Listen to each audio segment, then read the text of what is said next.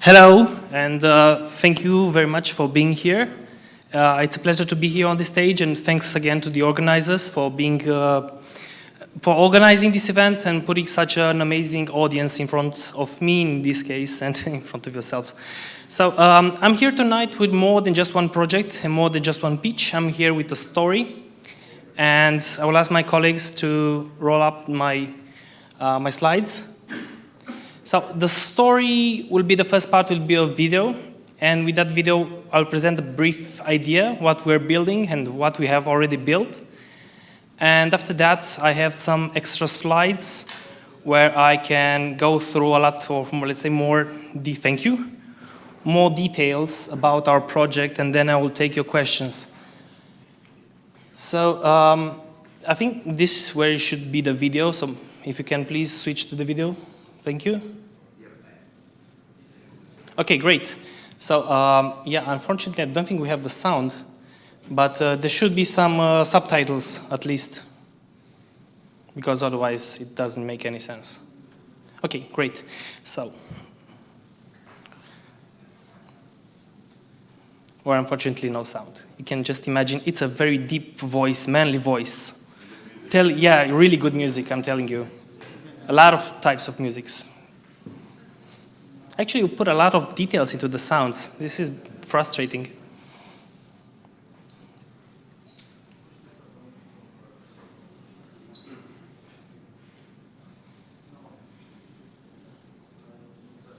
But I'm sure you get the idea.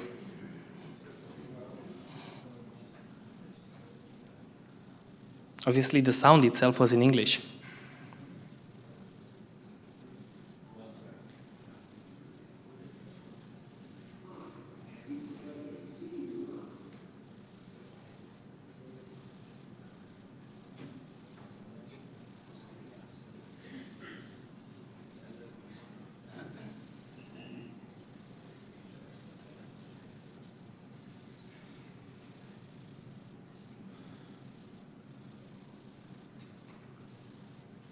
In many ways, this brings more attention to the message on screen. I'm trying to see the half full glass.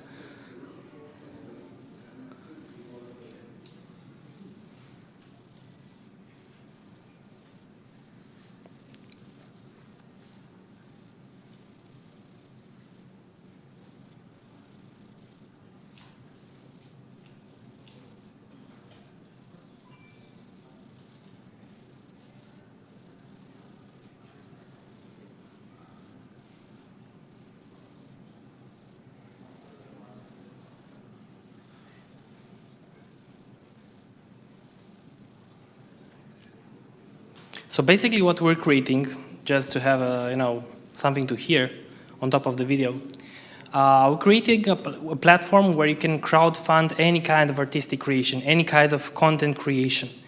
The main idea being the fact in the media and entertainment industry there are still a lot of problems in the way that things are being traditionally done. And this is what we wanted to change, to create a decentralized platform that allows all and any kind of creators, but starting with music and entertainment, to produce, distribute, market, and cover all the costs that they need in order to put up on the distribution channels and further downstream their songs and their creations, from music to NFTs to paintings to anything else. So I will briefly go over this part. Okay, so if I can go back to the slides, please. Okay, so we're talking about a $2.6 trillion industry, which unfortunately has not been hit by the disruption, the tidal wave of the blockchain technology so far. There are competitors. I'm not going to say we're the first and this kind of stuff. We're not the first, but we do have some competitive advantages both at the regional, local, and international stage. So what we're doing, because everybody knows about the NFTs and the fact that singers are now selling their products as NFTs, and this way they have money up front and they don't have to distribute their, let's say, the products that they're developing. They don't have to wait up to 6 to 9 months to get paid from YouTube or Pandora or Spotify or national radios. because it takes a lot of time. Also, as we can see, it might not sound so obvious when you look out, the luxury lifestyles that many artists have, but they get only 12% of the total revenue that a song generates, which is amazingly low. And obviously, there are also some lawsuits. For example, I'm sure that everybody knows here about ABBA. Doesn't matter if you're into rock, trap, or whatever, but you know about ABBA. And the guys from ABBA, they have a pretty high-profile lawsuit about they're being in a lawsuit with some distribution platforms because they're accusing those platforms that are distributing less royalties than they should. So we have a lot of problems in the industry. So here we come with a solution. And another problem. But the sound is back. So I'm pressing here. It's not working.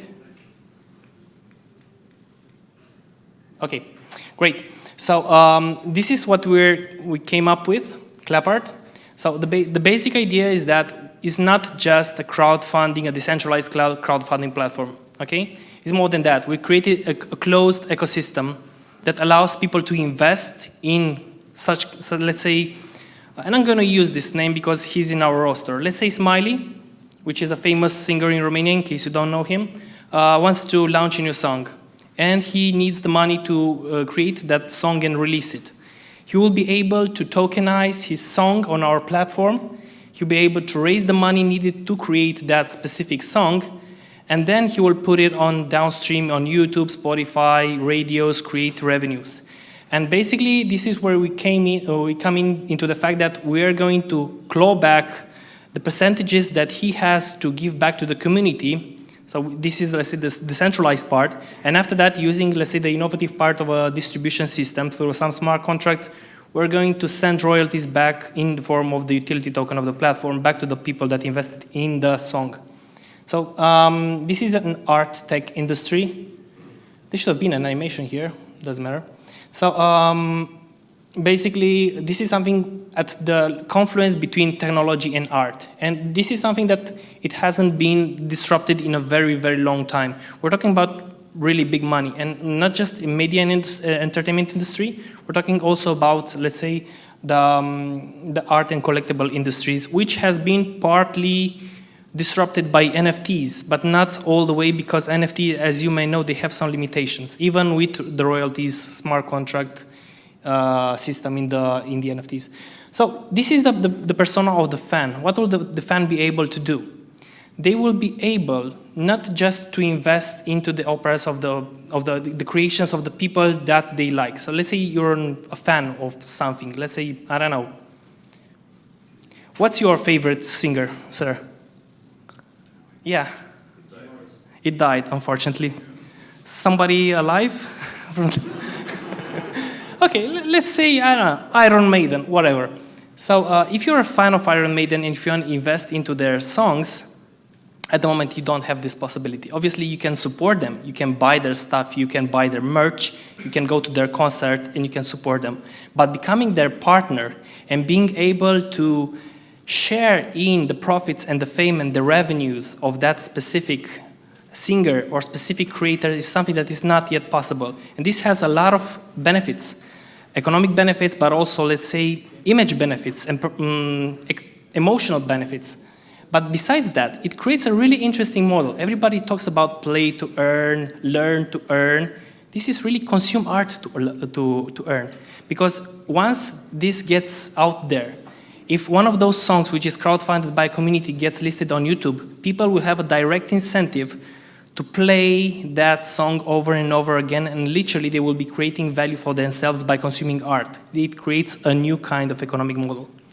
So this is for the artist. For the creators, they will have the possibility to pre-finance and create hedge. Let's say they will be able to hedge the results of their art because they might not know which is going to be the success of a specific song. This is going to be hedging for that because we're going to have a liquid market with the wisdom of the crowds of tens or thousands of people investing in specific songs, shorting, going long positions against one artist, you will have an immense source of data knowing if you're doing something bad or if you're doing something wrong. Again, something which is not possible today for an artist.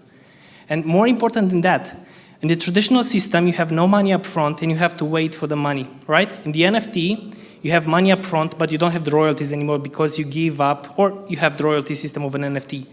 But this is somewhere in between with the benefits of both.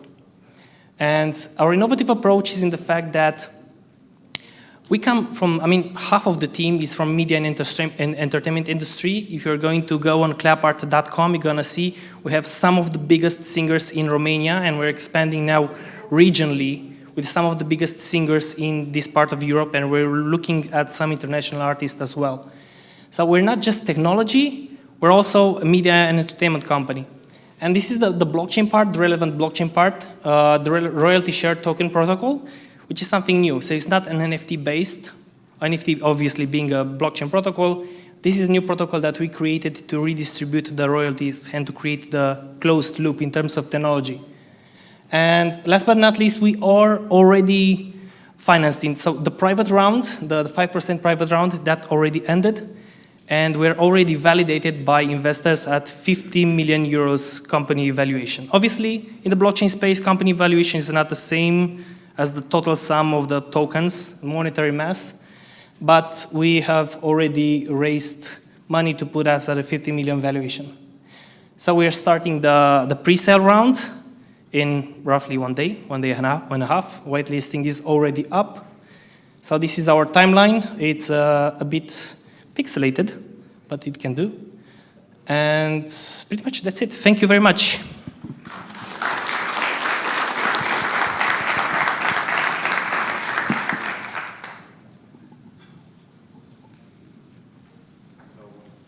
Oh, the questions. Sorry. Any questions? Please. I don't know how exactly we're going to do this. Just a quick question on the protocol. Are you building your own protocol for this platform? So you're building a platform on, I assume it's Ethereum, or just talk to me about the protocol and what you're building. The protocol itself, okay. So yeah, we're building a custom protocol for this platform, and how it's going to look. Besides the circular economy part, and besides having some off-chain and on-chain components. The really interesting part is going to be inside the platform, because it means that for each and every kind of creation that an artist is listing, we're going to issue a specific set of tokens for that specific set of song.